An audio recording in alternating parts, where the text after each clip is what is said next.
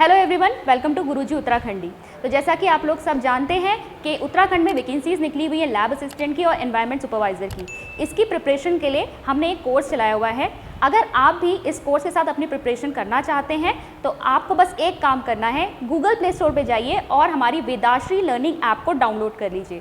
वहाँ पर इस ऐप पर आपको इस कोर्स की सभी डिटेल्स मिल जाएंगी। जाकर आप वहाँ पर हमारे डेमो लेक्चर्स भी देख सकते हैं और फिर डिसाइड कीजिए कि आपको अपनी प्रिपरेशन इस कोर्स के साथ और बेहतर बनानी है या नहीं। शुरू करते हैं हम आज का टॉपिक जो है मेटल्स एंड नॉन मेटल्स या धातु तथा अधातु। तो सबसे पहले बात करेंगे मेटल्स की। मेटल्स एंड नॉन मेटल्स को थोड़ा हमने डिस्कस किया था जब हमने एलिमेंट्स और कंपाउंड्स का टॉपिक डिस्कस किया था। चीज़ें सब वही हैं, इसलिए हम यहाँ पे थोड़ा जल्दी चलेंगे। तो मेटल्स जो आपका धातु है, क्या होती है प्रॉपर्टी मेन इसकी? मेटल्स हम उन्हें कहते हैं जो अपने इलेक्ट्रॉन्स को इजीली लूज कर देते हैं और किस में कन्वर्ट हो जाते हैं? पॉजिटिव आयंस में कन्वर्ट हो जाते हैं। ठीक है, यानी क्या बनाएंगे ये? कैटायंस। आसानी से अपने इलेक्ट्रॉन देने की प्रकृति होती है इनकी और ये धनात्मक आयन बनाते हैं। देखिए एग्जाम्पल क्या हो जाएंगे, जैसे सोडियम, पोटाशियम, कैल्शियम, ठीक है, सीजियम, लिथियम, ये सब क्या है? आपके मेटल्स के एग्जाम्पल हैं। सोडियम के पास अगर लास्ट में देखिए एक इलेक्ट्रॉन होता है, अगर ये एक इलेक्ट्रॉन अपना लूज कर दे तो ये बन जाएगा Na पॉजिटिव कैटायन प्लस एक इलेक्ट्रॉन ये लूज कर देगा। ठीक है, तो क्या बनाते हैं ये बनाते हैं धनात्मक आयन। अगर हम नॉन मेटल्स की बात करें तो नॉन मेटल्स को हिंदी में कहते हैं अधातु। इनकी प्रॉपर्टी क्या होती है कि ये इलेक्ट्रॉन्स इजीली गेन कर लेते हैं और क्या बनाते हैं? नेगेटिव आयंस, यानी कि एनायन। ठीक है, इलेक्ट्रॉन लेने की प्रकृति व ऋणात्मक आयन बनाते हैं। एग्जाम्पल क्या ले सकते हैं हम इसमें? क्लोरीन, ब्रोमीन, ऑक्सीजन, नाइट्रोजन, ये सब आपके नॉन मेटल्स के एग्जाम्पल हैं। अब इनके प्रॉपर्टीज़ या गुणों की बात करते हैं। हम यहाँ पर पहले फिजिकल प्रॉपर्टीज़ या भौतिक गुण देख रहे हैं। तो सबसे पहला देखिए, मेटल्स जो होते हैं हार्ड होते हैं यानी कठोर होते हैं और जनरली रूम टेम्परेचर पर क्या होते हैं? सॉलिड्स फॉर्म में एग्जिस्ट करते हैं यानी ठोस होते हैं। लस्ट्रस होते हैं, चमकीले होते हैं, इनका जो सतह है वो शाइन करता है। सोनोरस होते हैं, ध्वनिक होते हैं, मतलब इनके अंदर अगर हम बैंग करेंगे तो इनके अंदर साउंड प्रोड्यूस होती है, ध्वनि निकलती है। इसीलिए मेटल्स का यूज़ जो आपके म्यूजिकल इंस्ट्रूमेंट्स होते हैं उनको बनाने में किया जाता है। इनका मेल्टिंग पॉइंट और बॉइलिंग पॉइंट यानी क्वथनांक और गलनांक हाई होता है, उच्च होता है। फिर देखिए गुड कंडक्टर होते हैं ये हीट और इलेक्ट्रिसिटी के, यानी ऊष्मा और विद्युत के ये सुचालक होते हैं। इसीलिए इनका यूज़ किस में किया जाता है? हीट के गुड कंडक्टर्स है, इसलिए यूटेंसिल्स यानी बर्तन वगैरह इसके बनाए जाते हैं। अगर इलेक्ट्रिसिटी की हम बात करें तो इलेक्ट्रिसिटी के गुड कंडक्टर होने की वजह से इनकी वायर्स बनाई जाती हैं। फिर देखिए ये क्या होते हैं? मेलेबल यानी आघात वर्ग। अब मेलेबल मैंने आपको बताया था क्या होता है ये, मतलब हम मेटल को हथौड़े से मार कर, हैमर से उसे पीट कर हम उसकी पतली पतली चादरें बना सकते हैं। बेस्ट एग्जांपल है इसका एल्यूमिनियम फॉइल, जिसमें आप अपना खाना वगैरह गर्म रखने के लिए उसे लपेटते हैं। फिर देखिए नेक्स्ट है आपका डक्टाइल। डक्टिलिटी भी आपकी मेटल्स की एक प्रॉपर्टी है। इसका मतलब है कि जो वायर्स होती हैं जो आपकी बनती हैं वो डक्टिलिटी की वजह से बनती है मेटल्स की। मेटल्स को आप स्ट्रेच करके, खींच के लंबी लंबी तारों के फॉर्म में उसे कन्वर्ट कर सकते हैं। ठीक है, और लास्ट प्रॉपर्टी हम देखेंगे हाई डेंसिटी होती है, यानी मेटल्स का जो घनत्व होता है वो ज़्यादा होता है। ऐसे ही हम नॉन मेटल्स के हम प्रॉपर्टीज़ या गुणों की बात करेंगे। यहाँ भी हम फिजिकल प्रॉपर्टीज़ देख रहे हैं। नॉन मेटल्स जो होते हैं आपके सॉफ्ट होते हैं, ठीक है, कठोर नहीं होते, ये नरम होते हैं। और majority of the non metals जो है वो गैसियस फॉर्म में एग्जिस्ट करते हैं, कुछ सॉलिड फॉर्म में भी होते हैं। एक ही इकलौता आपका होता है जो लिक्विड फॉर्म में होता है, ब्रोमीन। और इसी तरीके से आप इसमें देखेंगे मेटल्स पे तो आपका एक ही मेटल जो लिक्विड फॉर्म में होता है वो होता है मरकरी, ठीक है, यानी पारा। सेकेंड देखिए नॉन लस्ट्रस होते हैं, इनमें कोई चमक नहीं होती। नॉन सोनोरस होते हैं, यानी कि इसमें कोई ध्वनि नहीं आती। लो मेल्टिंग और बॉइलिंग पॉइंट्स होते हैं, यानी कि इनका क्वथनांक और गलनांक कम होता है।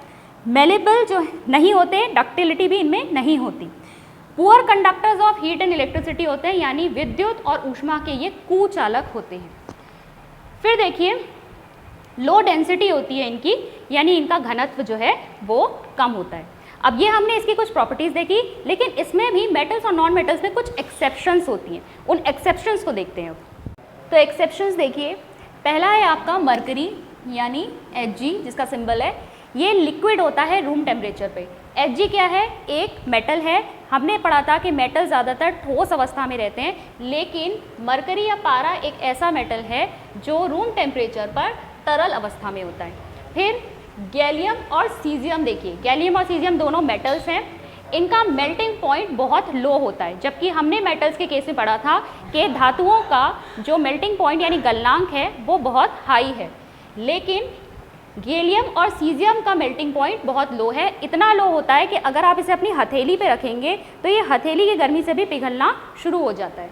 फिर देखिए आयोडीन, आयोडीन एक नॉन मेटल है और ये है लस्ट्रस। जबकि नॉन मेटल्स चमकीले नहीं होते, लेकिन फिर भी एक एक्सेप्शन है कि आयोडीन नॉन मेटल होते हुए भी चमकीला है या फिर लस्ट्रस है।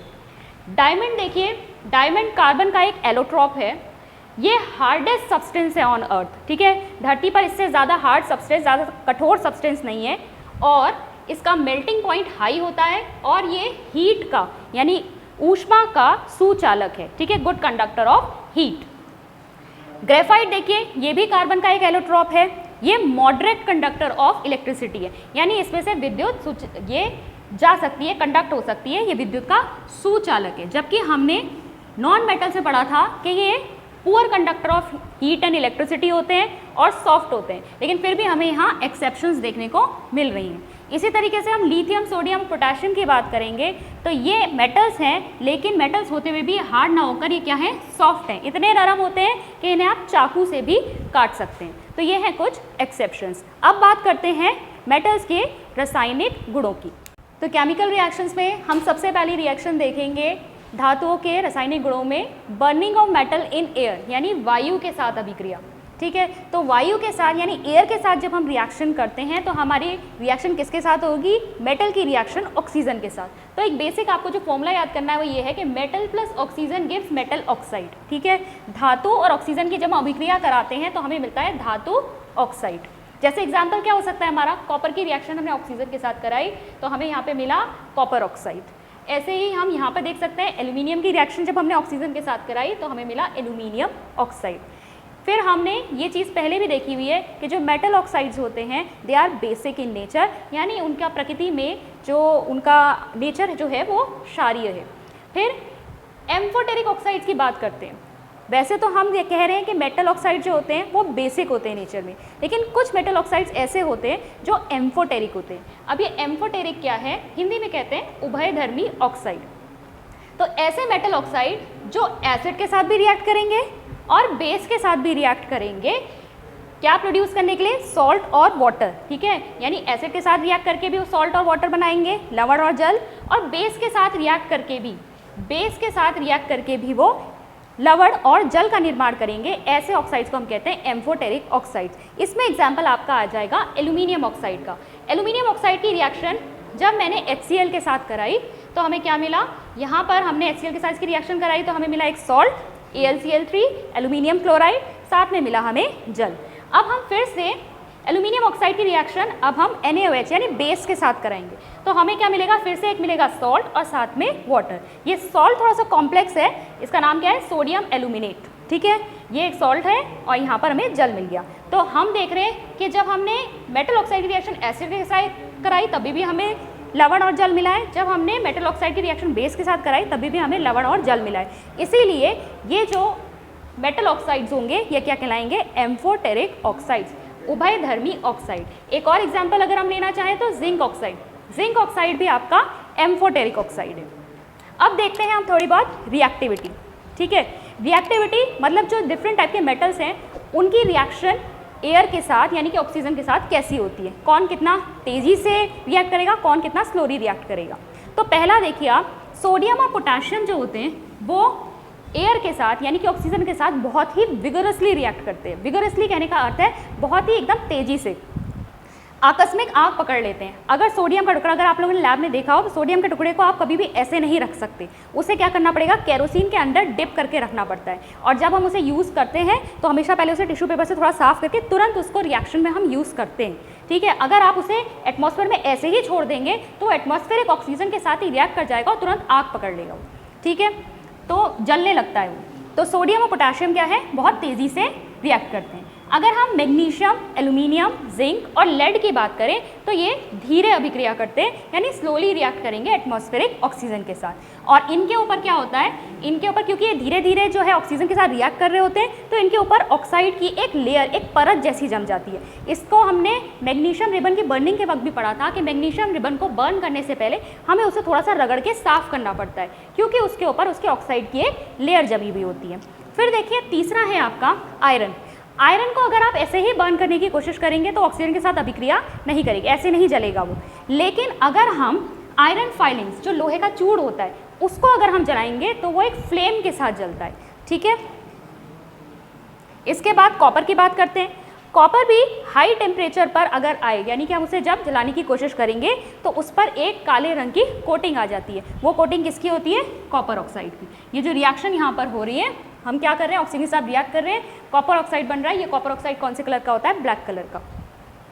फिर देखिए सिल्वर और गोल्ड, इनकी रिएक्टिविटी बहुत कम होती है। ये नॉर्मली जो एटमॉस्फेरिक ऑक्सीजन है उसके साथ रिएक्ट नहीं करते, उसके साथ अभिक्रिया नहीं करेंगे। अब आते हैं अपनी नेक्स्ट रिएक्शन पर। नेक्स्ट हम रिएक्शन देखेंगे मेटल्स की रिएक्शन वाटर के साथ, यानी जल के साथ ही किस तरीके से धातु अभिक्रिया करते हैं। तो देखिए मेटल जब वाटर के साथ रिएक्ट करेगा, पहले तो बनाता है मेटल ऑक्साइड और हाइड्रोजन गैस लिबरेट होगी, और फिर ये मेटल ऑक्साइड फिर से वाटर के साथ रिएक्ट करके मेटल हाइड्रोक्साइड, यानी फाइनल प्रोडक्ट हमें ये मिलता है। ये डिपेंड करेगा कि जो धातु हम इस्तेमाल कर रहे हैं वो कितना ज़्यादा क्रियाशील है, कितना ज़्यादा रिएक्टिव है। अगर स्ट्रॉन्ग रिएक्शन होती है उसकी तो डायरेक्ट मेटल हाइड्रोक्साइड बना देगा। तो देखिए देखते हैं इसमें। सबसे पहले अगर हम बात करें सोडियम और पोटेशियम की, तो सोडियम और पोटेशियम वाटर के साथ रिएक्ट करके क्या बनाते हैं, हाइड्रोक्साइड, डायरेक्टली हाइड्रोक्साइड बना देंगे। बहुत ही तेज़ी से ये रिएक्ट करते हैं, बहुत तेज़ी से ये क्रिया करेंगे इसके साथ, जल के साथ, और हाइड्रोजन गैस लिबरेट होगी। और हीट इतनी लिबरेट होती है कि हाइड्रोजन गैस जो इसमें यहाँ पर बनी है वो तुरंत फायर कैच कर लेती है, यानी तुरंत आग लग जाएगी। अगर आप सोडियम का पीस अगर लेंगे, उसे आपने जरा सा भी जल में डाल दिया तो एकदम से उसमें आग लग जाती है।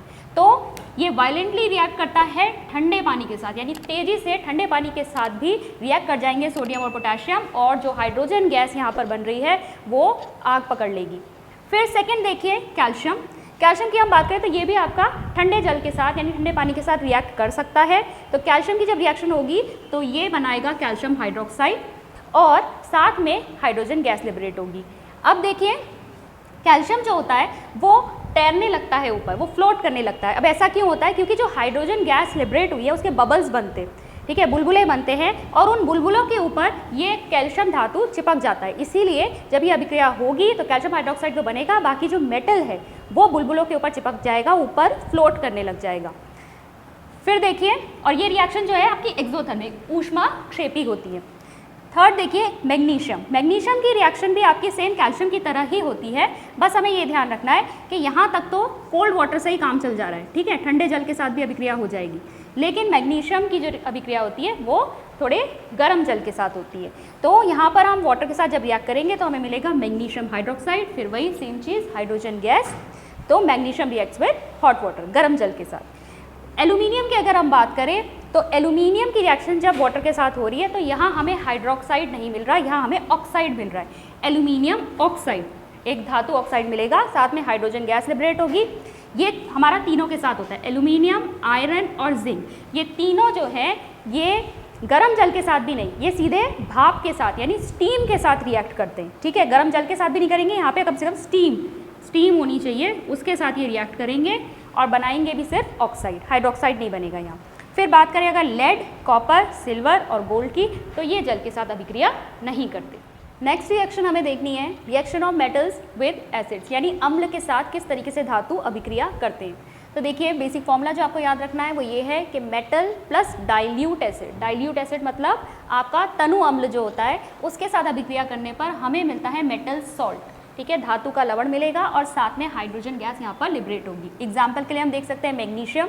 मैग्नीशियम हमारा धातु है, इसकी अभिक्रिया जब हम डाइल्यूट HCl यानी कि हाइड्रोक्लोरिक एसिड जो कि तनु हाइड्रोक्लोरिक एसिड है इसके साथ कराएंगे तो हमें एक लवण मिलेगा मैग्नीशियम क्लोराइड प्लस यहाँ पर हाइड्रोजन गैस इवॉल्व होगी।